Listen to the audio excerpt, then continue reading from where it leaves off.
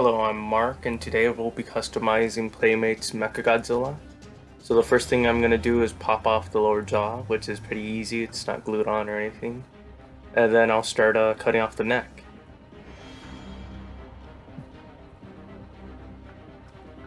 So as you can see, it's made out of a few different plastics. There's the red rubber, and then the gray is a little more dense.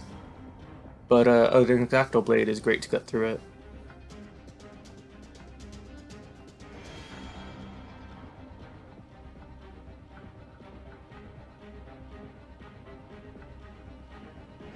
After cutting the red spinal cord, I was able to see the main connection point of the neck to the body, which is that little block right there, and that's all I need to cut to get the head free.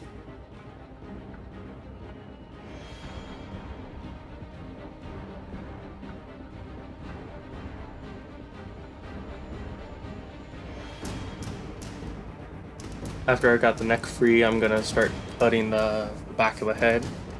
As you see, I'm gonna carefully allow the hole that holds the lower jaw to remain the same.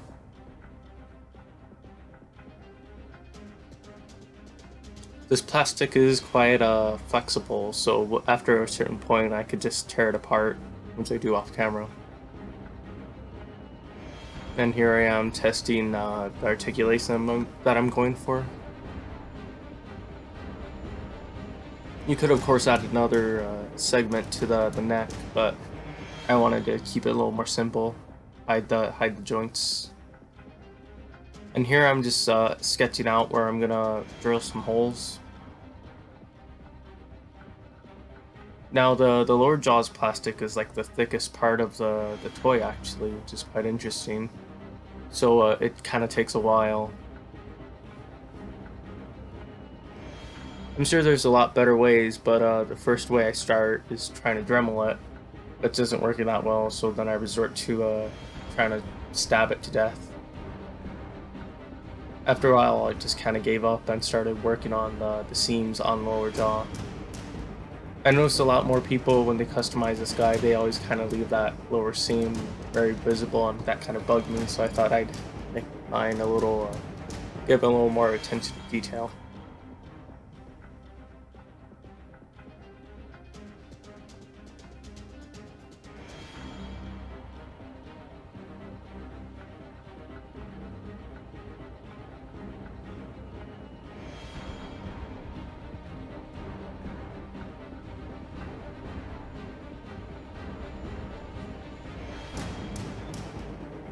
After just dremeling that one spot, after off camera, I finally have a hole in the lower jaw, which I'm gonna line up with the upper jaw.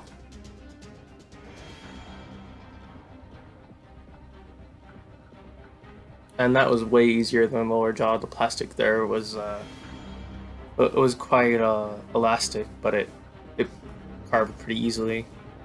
And now I'm gonna fill up that hole with a small cannon, which I'm going to use the end of a pen on, because it kind of has a small little pattern in it, and I think it'd look nice in there. As you see, the little pattern I was talking about. Here's it without it, and you can barely see the new cannon in there. Next, I'm going to start drilling a hole through the neck segment. So the idea here is to basically make a necklace. So I'll have the neck connected to the head and body through one wire, as so. And that way it could be able to bend at those points. Here I'm just adding more super glue to reinforce the lower jaw.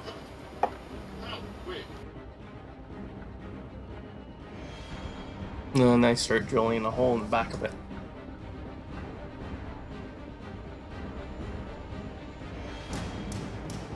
And I do the same to the body.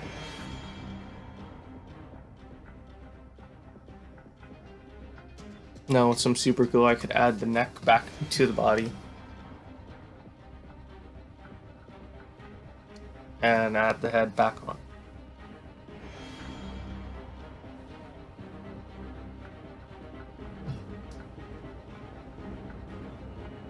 Yeah, so the arms here were kind of...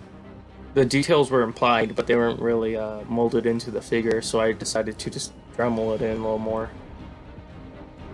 This was kind of disappointing though. When I saw the movie, I was expecting a cooler looking MechaGodzilla, not a. The thing that bugs me most about this guy is that the arms and legs are just rectangles. It feels so uncreative, but it's pretty helpful when you're customizing it because it's so simplistic.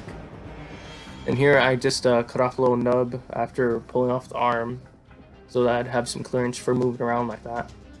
Then just like that neck, I'll drill a hole into it to run a wire through it.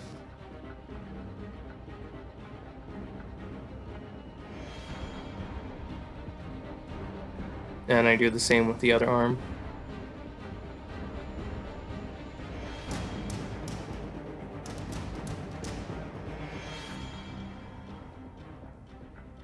And then I have to drill a hole into the arm's hole. Extra holey. And then all you need to do now is trim the wire to fit. So as you see, I intentionally made the wire too long so that I could slowly approach the right size. Because since I was super gluing it, I didn't really want to rip it back off and add a new wire.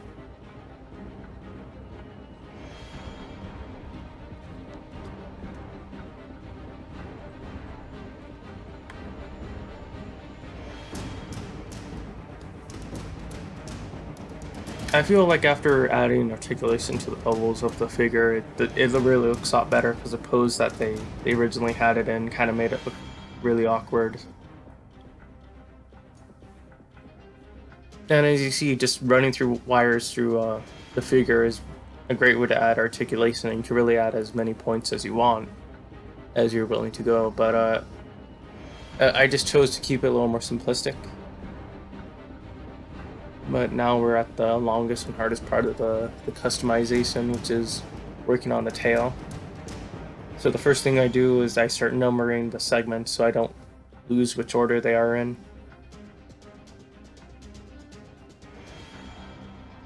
When you do this though, you should probably use a better Sharpie, because when after a while the numbers just smudged right off and I had to guess.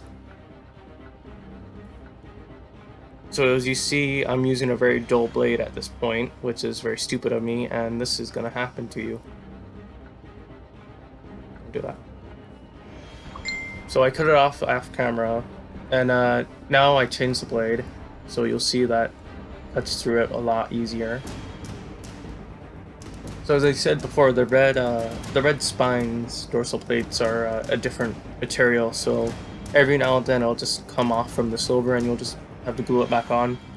Not a big deal. As you see there, some of the bottom of the tail attaches to the next one, which is weird. I suppose it's just like a part of the casting process.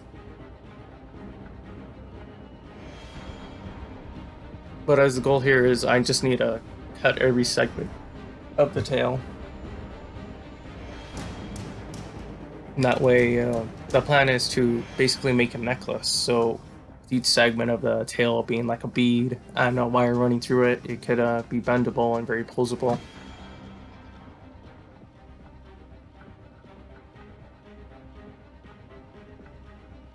I'm sure there's plenty of other ways to do this a lot better. I was considering using like scissors or snippers, which would have worked, but the bottom of the tail kind of overlaps the segments, so it's hard to do that.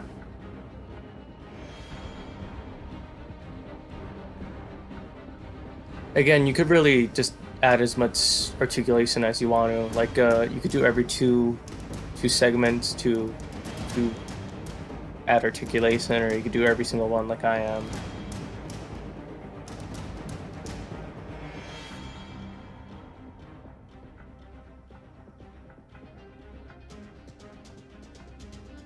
See, like that, the red plastic falls right off the metal. And this is what you want, a bunch of sausage links. And the next step after doing that is to drill the holes for the wire to run through. As you see, the plastic really gums up the Dremel, so every now and then I had to pause the camera and like scratch it off with the razor blade. It also is important to note that at this point you will be breathing a bit of plastic fume, which is why I had the window open. It's not that much. It's there's some dust, so you should definitely use a mask. Don't want to breathe this shit in.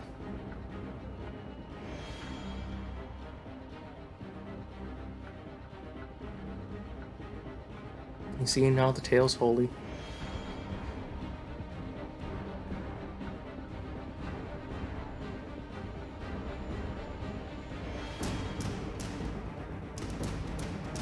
Yeah, this really is the longest part of the fucking customization, because there's so many little pieces, and you have to drill a hole in them, cut them all up, run a wire through them, and glue each one. But now with all the holes, we could start putting it back together this way.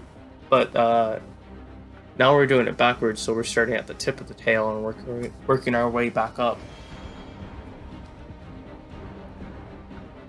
I was considering adding rotation to the tip of the tail, like in the movie, but I decided against it because I felt like it would make the tail a little less stable.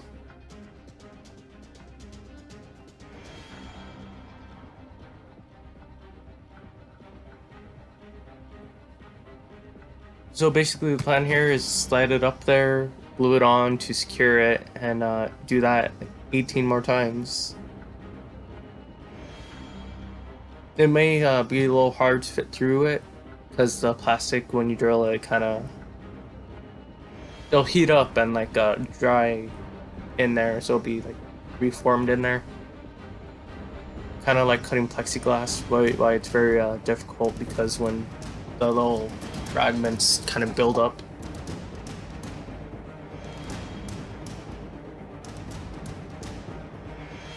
Yeah, the video makes it look really simple, but it took a while for each one, man.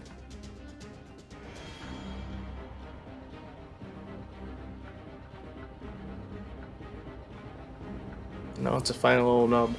So like before with the arms and the head, I have to trim it down to fit, and then glue it.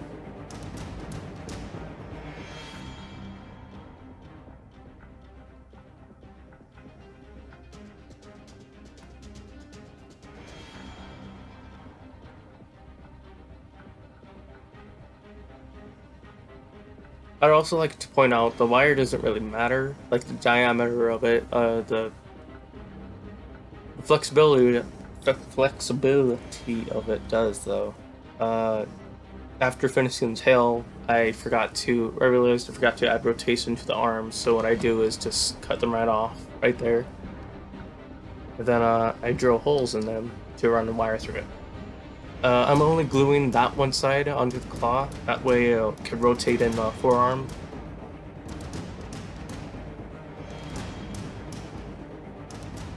And then you can just shove it back in, and now it's done.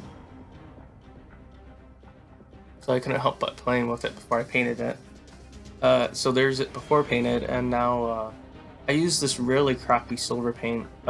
It took a while to dry, and at this point I decided I could just do a black wash over it to kind of secure it a little more. And plus black wash would really bring it together. But at a certain point, because the silver paint was still curing, it kind of mixed together to make a gunmetal, which is like the movie, but I really liked that, so I took a few photos with it later on, but later on I bring the silver highlights back up.